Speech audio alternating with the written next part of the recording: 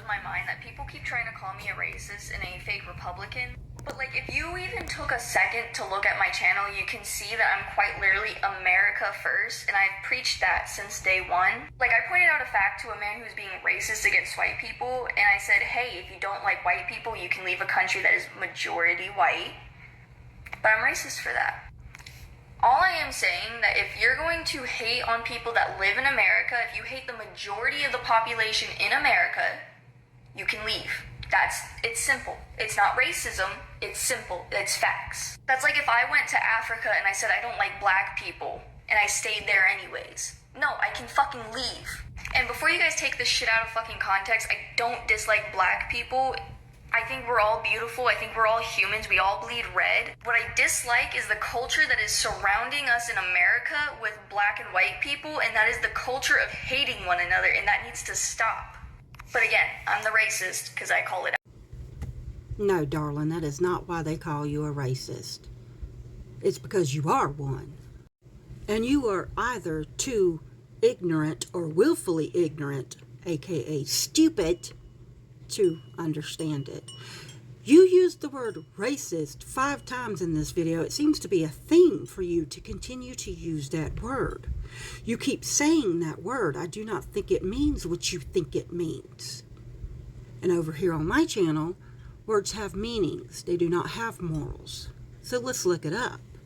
Racist, a person who is prejudiced against or antagonistic towards people on the basis of their membership in a particular racial or ethnic group, typically one that is minority or marginalized.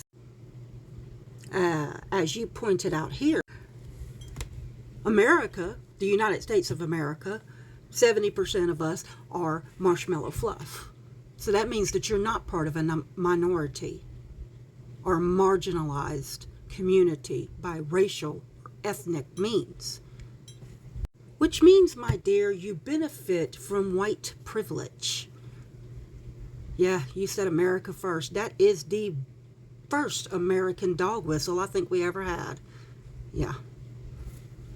And I am sure that the people of color in this country would like to not be here. But you see, our white-ass ancestors went over to Africa on a fucking boat and stole them and brought them over here to work in our fields and build our buildings and make our clothes and raise our children.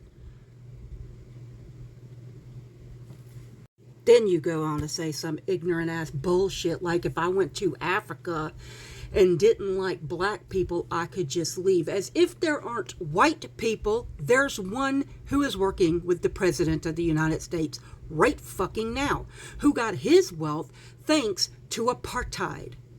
White people enslaving black people in Africa on their own fucking continent.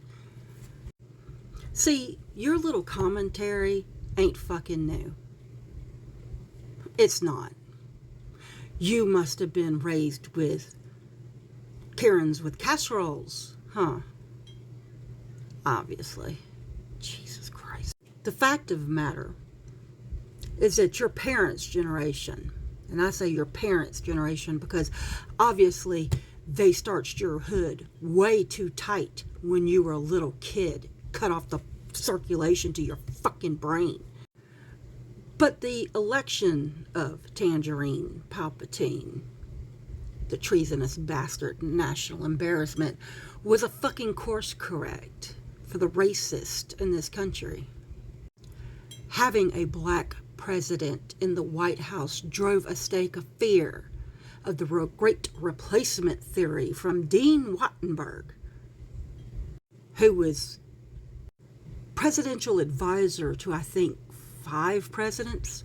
Yeah, he wrote a book called The Birth Dearth that said by 2040, the United States of America, which, dear, is just a country within a continent, okay, of stolen land, by the way. And the people who lived here before our white asses got here, they were also brown people. But our white ass ancestors came over here and we slaughtered them. Those that we didn't slaughter and steal their children from them to try to assimilate them into white culture, we caused their deaths by having them march across the plains and the deserts out there. Yeah, to be relocated on reservations. It's called the Trail of Tears. After that loaded massacre, when we couldn't get rid of all of them, we decided to go ahead and we would live in peace and make treaties with them. Except for our white asses have broken every treaty we've had with the Native Americans. So there's that. Hell, we carved the faces of 4 white presidents onto one of their mountains. But Dean Wattenberg's theory of how to save us from being phased out was threefold. We could either pay women to have children, but we would have to pay the black women too. As I said previously, our ancestors went over there and stole them from their homeland and brought them over here and forced them to work. And they didn't want to do that.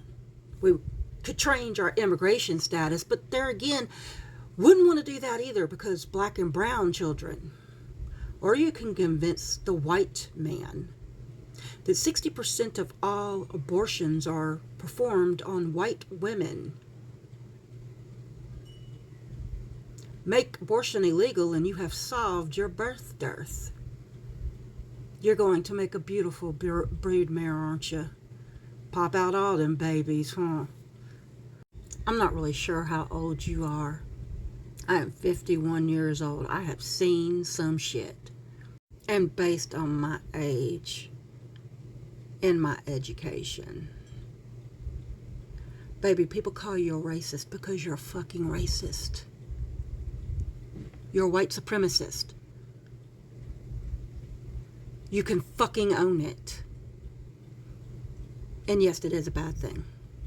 But here's something that your mother should have taught you.